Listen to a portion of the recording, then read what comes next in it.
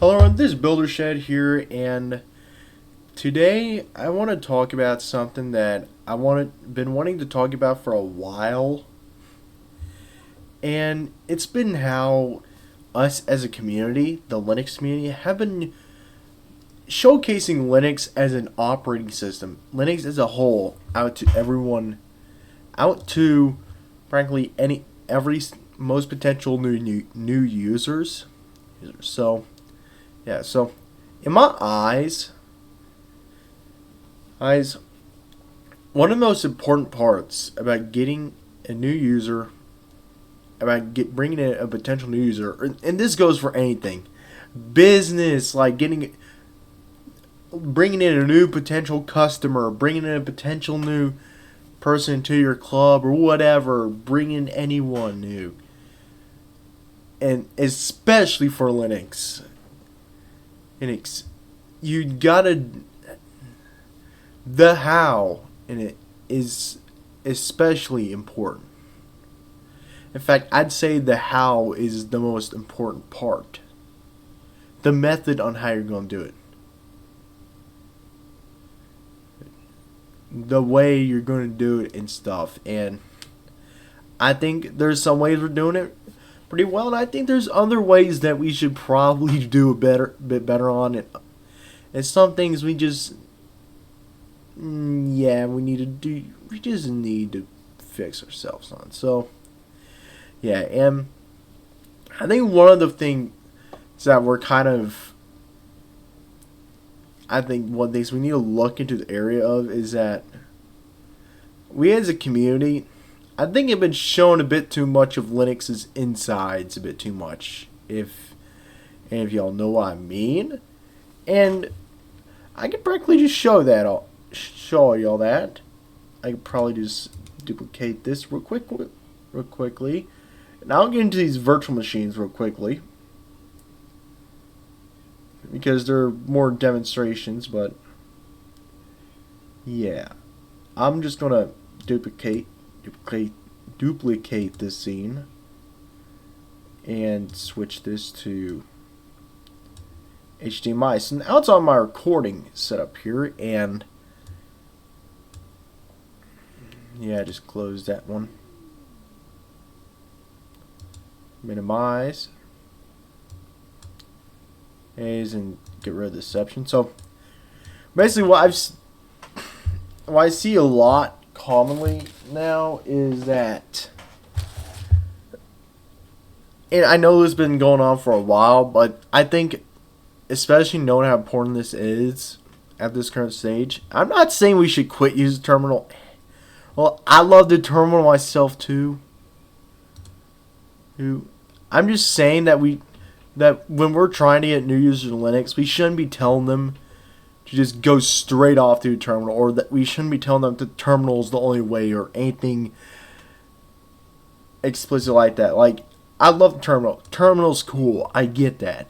I love a tiling window manager too, and there's a lot of people that love those too.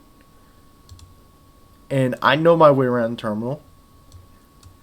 But like I said, the big problem is that everyone's so focused on the terminal. Everyone's so focused on telling Jimmy, hey, don't go to GNOME software. No, don't go to KDE Discover. Go to the terminal. Go to the terminal, baby. And type in a fellow sudo pacman-s and then get your stuff that way. What do you think Jimmy is going to see off the bat? Jimmy's going to see this, and he's going to get an instant brain aneurysm right from seeing this. And that is the first main issue. Most modern computer users don't know what the heck they are, do not know what on this planet they are looking at when they see a terminal. They see this, they do not know what to type. Some may know, like typing help, but even on Linux is not a command. all I just popped up was this because it's my shell. And yeah, I'm just gonna close that.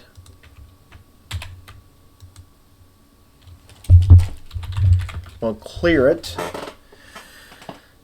and such. But most of us were showcased. And I think this is where we pretty much sin the most. Like, where the advertising sins just get out of hand. We make a video. Some of us end up, like, we get the biggest Linux YouTubers out there that end up making a video like Linux for beginners, and we just go like Linux for like a beginner desktop user. Like, hey, actually, don't go into PAMAC, don't go into GNOME software. Like, actually, pop in terminal, sudo pacman -s Firefox. Like, I don't have Firefox here, but yeah, like I obviously from my point that's easy. A lot of people, they'll learn the terminal just fine. Others, they won't learn the terminal. Terminal's not for everyone, okay? I love the terminal, some won't. Some will get a brain aneurysm after seeing this, okay? As even that, because they may even know some basic English. Some of this is basic English, but they're still going to get a brain aneurysm after seeing this. And it's... I just don't know what to tell you. It's just... Welcome to society, man. And that's why I say, we need to focus less on showing the insides of Linux until people... Unless that person wants to go deeper and deeper into Linux. That's why someone who wants to use a computer for the first time, you don't shove them. Someone wants to use Windows for the first time, or Mac OS for the first time, you don't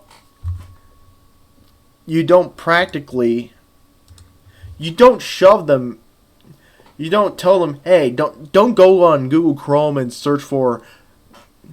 Don't go on Microsoft Edge and search for Google Chrome. You pop them in command prompt and do wingit install Chrome, which yes is a thing now. Even though that should be a surprise for quite a bit now, but yes, Windows has a package manager now. You don't do that. Windows users never went through that. Though half of us in the Linux community are like, yes, pop up a terminal. Don't pop up with GNOME software. Don't do that. And I hear the constant, and I always hear the same. I always hear the reasoning. It's more universal.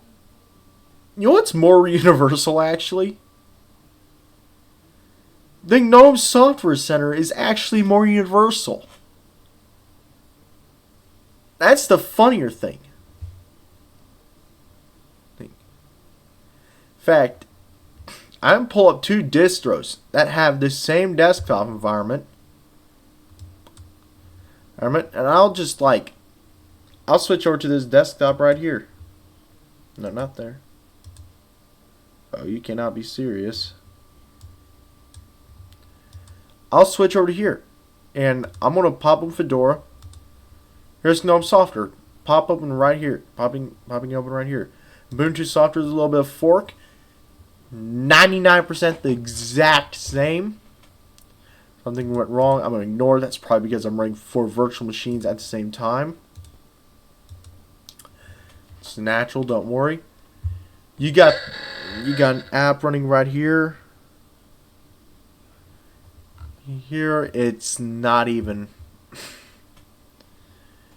And you just go in here, select an app. I'm gonna select. It's just load things. Of course, it's gonna be slow. I'm gonna look for, I don't know. Of course, it's gonna pop up. Let me think. And now that's now this is loading up right there. Ubuntu Software Center. That's going to be a little bit slower, but like GNOME Software is probably the best software center out there. And right now, this is looking for GIMP.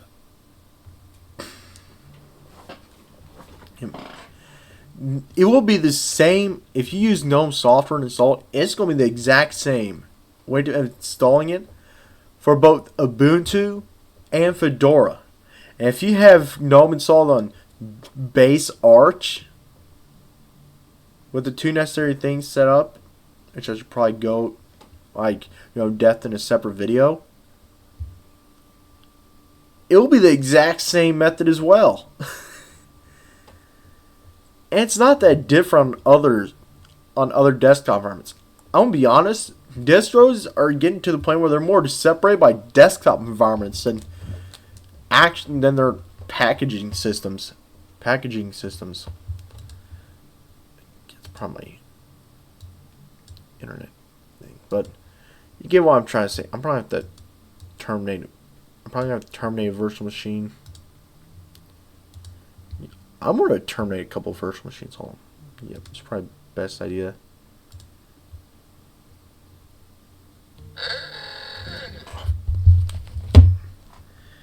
Hate when phones just repeat that kind of crap. But I'm going to shut both these suckers down.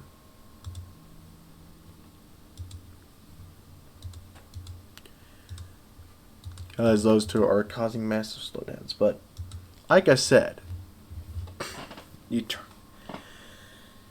and even more, you also got stuff like Flatpak coming out, which is becoming extremely universal. And I'd probably say Ubuntu was probably the first pioneer of it with snaps. But Flatpak is just getting to the point where it's extremely universal. Most distros are now shipping with it or have it easy to install in there. And Flatpaks, they're designed to be installed from the software center. Primarily. Which just already eliminates the need for you to whip out a terminal.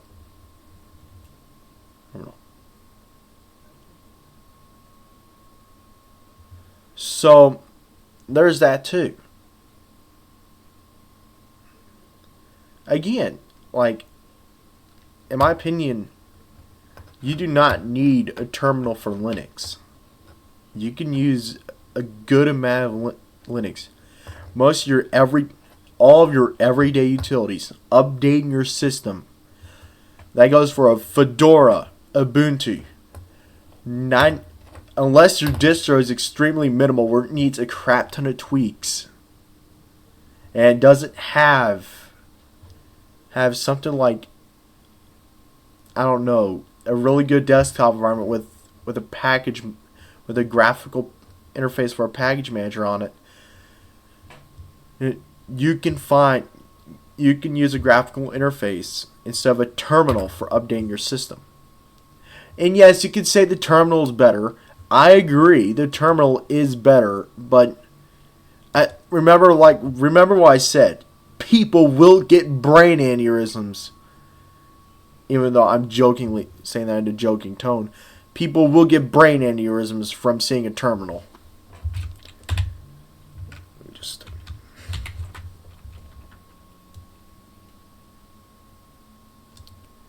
Let me just get these two right here.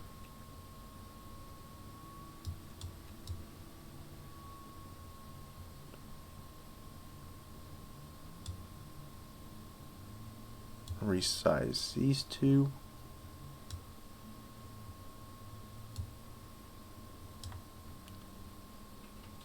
It's going to take a little bit.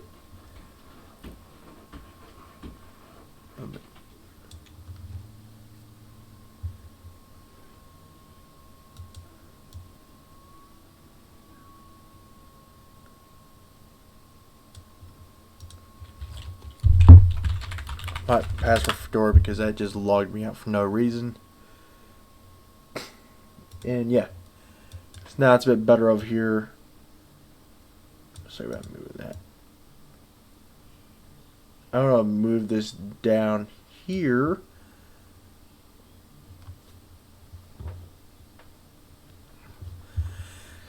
So, well, I'm gonna right here. You have Ubuntu software. Let me just widescreen that. Let me just pop up this open and load up this software app.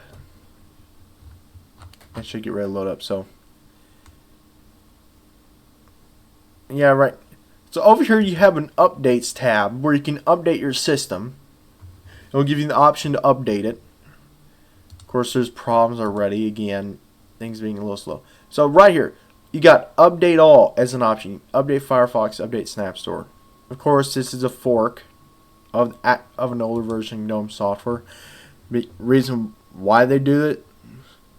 So why is the actual system updates part not in this? Probably a good reason. You got separate software updater app on Ubuntu. Well, that's kind of the reason why distributions as a whole exist. So you use them like they're your desktop. Again, the terminal is just like a niche thing. It's optional. Like I said, it's a secondary thing you can learn, and in my opinion, like I said, I don't think it should be shoved in a new person, in a potential new user's face. I don't think, and like that, and even that, I don't. When it comes to a terminal, even the essence of it, I think, is a risk, because think of it as this: it's the blood of an operating system. If an inch of a terminal shows, it's like you just cut a wound into the operating system. Think of it like that. It's computer gore, essentially.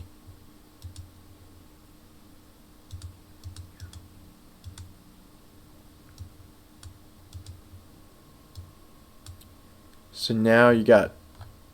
So this is how you'd update Ubuntu. I'm just gonna click remind later. I'll do that later. But yeah, you got other updates right here. Those are snap updates right there. But right here, if I wanted, but you download your Fedora updates right here. Well, let me go back to GIMP, and you got GIMP right here. So that had to take a little bit more. Let me get the GIMP over here. And of course, they'll give you like a couple of things, options over here. Yes, I'm using the beta builds of these two. I'm using Ubuntu 21.10, Ubuntu, and Fedora 37. I just want to use these two. I just want to use two because these, you're about to see the updated variants come out soon. And so yeah. So right here, I want to set this to dead, but that's my personal opinion. Go with the default if you want to, but yeah. So right here, you got literally the 99% exact interface right here. I'm going to click install. This one hasn't even prompted me for a password yet, but it'll prompt me in a sec. Type in password. This one's already right on to install. Network problem. I don't know what that problem was. So GIMP's already installing. So yeah, this is already looking pretty universal in of itself. And there's other examples too. Here, I could point to, like for example, openSUSE has YAST, which is a bit more complicated than GNOME software and Discover, but I'm pretty sure openSUSE comes with Discover or GNOME software if you get the GNOME install the GNOME desktop environment instead of KDE. But then you also have, and then Manjaro, it's also by which variant you install. But it has PAMAC, which is basically YAST and Synaptic, but far more user friendly. And it's one of my favorite things about Manjaro as a whole. So yeah. Also,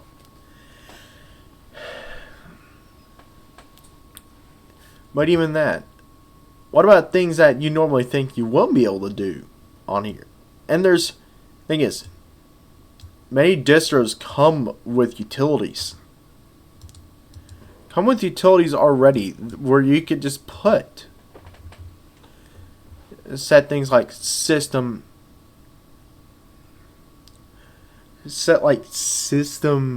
services to automatically start up and start and stuff. Like openSUSE has that. I think Manjaro may have that. I don't know, but I'm not sure. But there's also utilities you can get. They're more likely in the GNOME Software Center. You can get those. But they won't be far from your hands.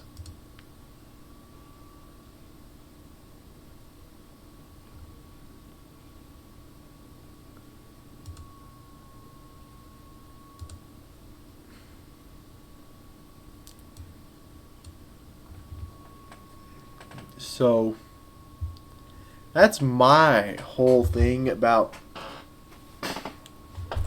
the use of. So at the end of the day,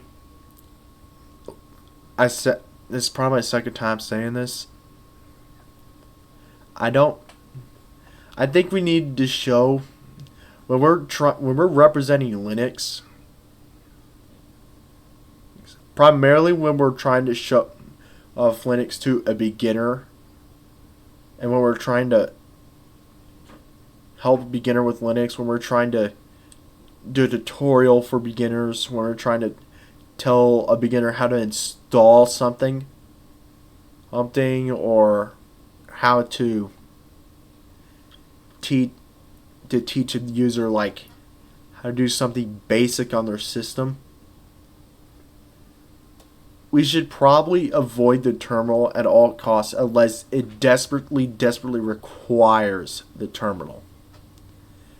That's how I see it. If it could be done with a graphical environment like GNOME or KDE, or with the distro's tools, then it should be done with those distro's tools in the graphical environment. If errors occur, that's where the logs come in. But that's my ideas. Leave what y'all think in the comments. This has been Builder Shed. Hope to see y'all next time. And I'll hopefully see y'all tomorrow. See y'all.